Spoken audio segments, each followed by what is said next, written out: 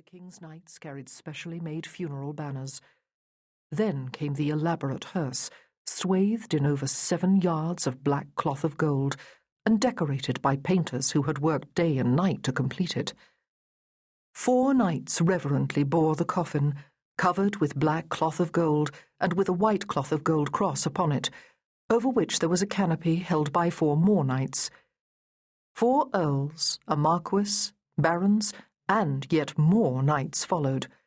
Next came chaplains, preachers, those who were daily waiters upon the prince, even 2 knights whose job it was to ensure that the correct order of precedence was maintained among the congregation. Nothing was left to chance. The mourning robes themselves were graded in fabric and richness according to the rank of the wearers, the chief of whom wore hoods covering their heads. The king had chosen the child's resting place carefully. He was placed as near as possible to those previous kings whose ranks he could join only in death. He would never sit on St. Edward's chair with the crown on his head. He would lie on the left-hand side of the altar, close to the canopied tomb of Edmund Crouchback, the youngest son of Henry III, a few steps from the chapel of St. Edward. The customary, consoling words of the Latin burial service began. The coffin was ritually sprinkled with holy water and censed at each of the 4 sides, and as the echo of the final prayers and the antiphons led by the king's composer and musician, Robert Fairfax, faded away, everyone left the confines of the church. The monks could once again carry out their daily routines, uninterrupted by the formalities of state. And the baby could sleep. It was all so different from just 7 weeks earlier in 1511, when his birth was announced on New Year's Day. His parents were King Henry VIII of England and his queen, Catherine of Aragon. He was their first living child. They were still young, the king not yet 20, although Catherine was almost 6 years older, and both were delighted that the succession was now assured. The boy seemed healthy. There was every reason to believe that he would be joined by brothers and sisters in due course.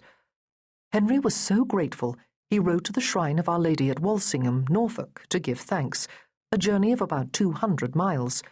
Bonfires were lit in the streets of London to celebrate the birth. Free wine provided for some lucky revellers. The happy news proclaimed throughout the kingdom and to the royal courts of Europe. The child was christened Henry after his father and grandfather, the first Tudor monarch. In the 2nd week of February, Henry VIII and Catherine attended 2 days of magnificent jousts in the child's honour at the Palace of Westminster. The Queen presided over the tournament serenely, secure in the knowledge that she had fulfilled her primary function as consort by producing a son. On the 2nd day, she presented the prizes to the victors, including one to her husband, for Henry joined the lists as the gallant, loyal heart. The chief nobles of the land were all there. No one imagined that the little prince would die just 10 days later and would lie in a grave not far from the tilt-yards. Nor could anyone have known then that Henry and Catherine would become only too familiar with grief.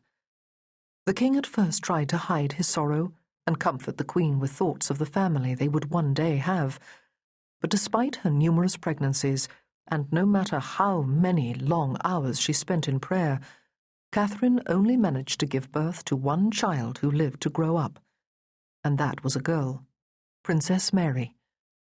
What use was she in a masculine age, when prowess on the battlefield could decide the success or ruin of a dynasty? Henry understood this only too well. There was little he would not do to gain the son he needed. In the process, his country was changed forever, and few of his subjects were untouched, and some were more affected than others. One of the knights who had jousted with the king on that carefree day, and who later helped carry the body of the tiny child, was Sir Thomas Boleyn, a courtier who was very much in favour with his sovereign. Thomas and his wife, Elizabeth Howard, had 2 daughters and a son. The girls' names were Anne and Mary, and their brother was George. When the mourners entered Westminster Abbey